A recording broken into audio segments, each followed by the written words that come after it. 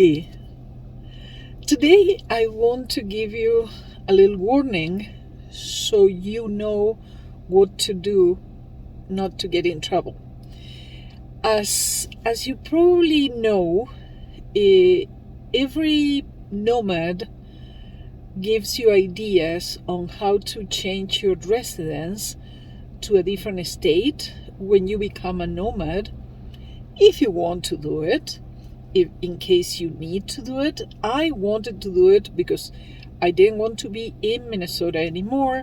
I may go there to visit my son, but I don't have to live there. So if anything happens and I am south here in Arizona, New Mexico, Nevada, wherever I am, I don't want to have to go there to do my plates or registration or insurance or anything. I want to have my residence in a more centrally located place like Nevada. So I did change my residency.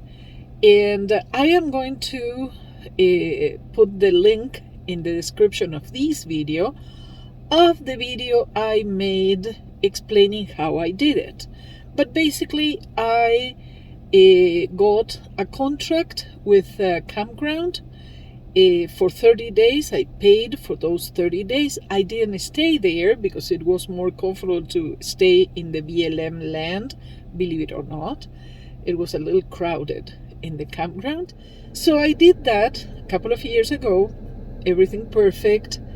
The only problem is when you do go to the DMV to do your registration of your vehicle and all those things, they are going to take the address of the campground as your physical address.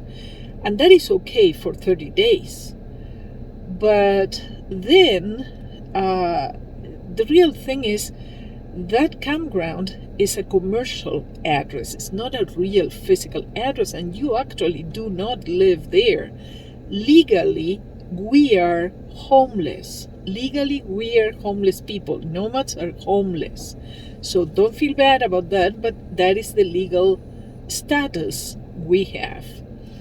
So the problem starts because you have to tell the DMV, could you please set my mailing address as this one?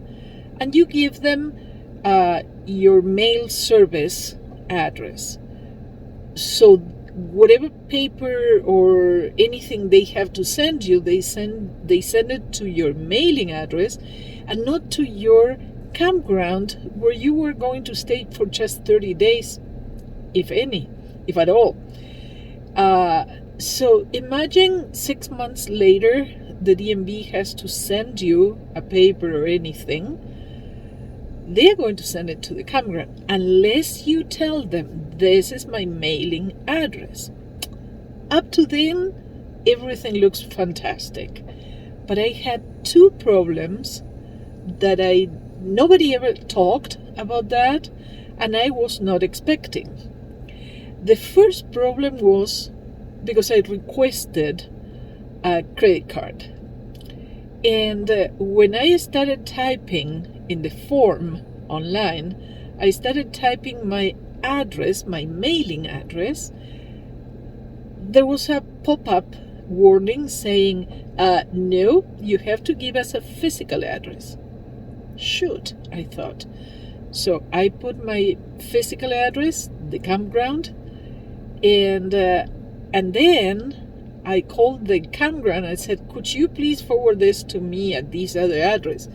But what I realized is better, and I did immediately, is I called the credit card.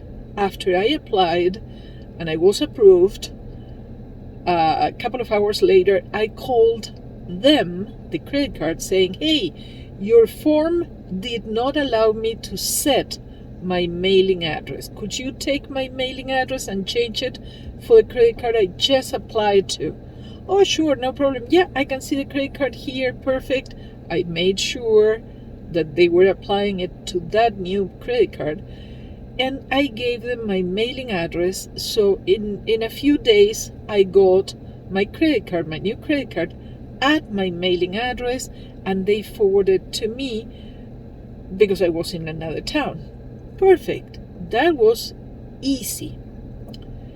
The other problem I had, and I want you to be aware of this if you do have residency in Nevada, in New Mexico, in Texas, in South Dakota, wherever you have your residency, as a nomad, you completed a series of forms, but you don't have a physical address at that state. There is a huge problem that you have to be proactive so it doesn't become a problem. When I was in San Francisco, I crossed the Golden Gate a few times, and I was aware the system was capturing my plate and they were going to send me a bill. And I didn't think twice about that because I thought, okay, they're going to send it to the DMV. The DMV has my mailing address. They will resend it, or they will give them my mailing address. They did not. They don't give your mailing address. The company, the toll company, they only have your physical address that shows in the driver's license. So if your driver's license is not your physical address, you are going to have a problem with that, because that toll company, they will send your fees, they will send a bill for the toll to the address that shows up in your driver's license, which is the campground or whatever place you used. If it is in South Dakota, I suppose they use the address of the hotel where you stayed for one night, as it is required for the residency there. So I did go online. I researched who the company is that charges for the Golden Gate toll, and I called them. And that was a few months after I crossed, because when I got to Pahrump, I never got a bill from them, so I thought, I have to call them. But I was not very worried about that. As we always say, what can go wrong, right? So I called them, and they say, oh sure, you crossed the bridge so many times, that was $28, but you're delinquent, so now it's 300 and some, and you also crossed these other two bridges, and that was $14, but you're delinquent, now it's $250, something like that. So suddenly I was owing more than $600 in tolls that I never paid on time a few months later. So luckily, because I had said at the beginning of the conversation that I hadn't received any bill, they did take that into account. They wrote off my months of delinquency, so I was able to pay just the original amounts. So I paid $28 for the Golden Gate and $14 for the other two bridges that I didn't even know they had that system too. So one way or another, I had it super easy. I paid over the phone and I got rid of that problem. But now I have to be very aware that everywhere I go, if I see that they are going to register my plates for their tolls, I either set my GPS not to drive through any tolls, or I make sure I call that company a few days later and I pay over the phone. So just know that that is a problem that is going to come back to bite you if you're not careful, making sure you don't owe anybody any money. Because eventually they will find you anyway, but then probably it's not going to be that easy to get rid of those tickets. You have to be able to pay.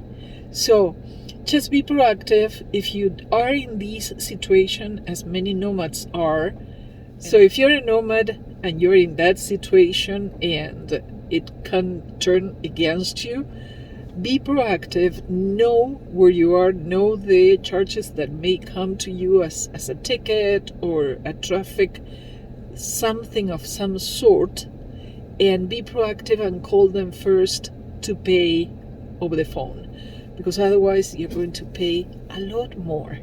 So I saved myself those $600 and some by just calling and telling them, hey, I didn't receive any bill. What they do with that information, it's their problem. If they want to call the DMV and say, why didn't you give us the mailing address? I don't think they're going to even bother doing that. You have to be proactive and take care of that. And if you request a credit card, just know that you will have to call the credit card after the application is completed and you get approved and all those good things. You will have to call them and say, hey, I have just been approved for this. Would you please set up my mailing address so that new credit card comes to me and not to an old address? They respect that.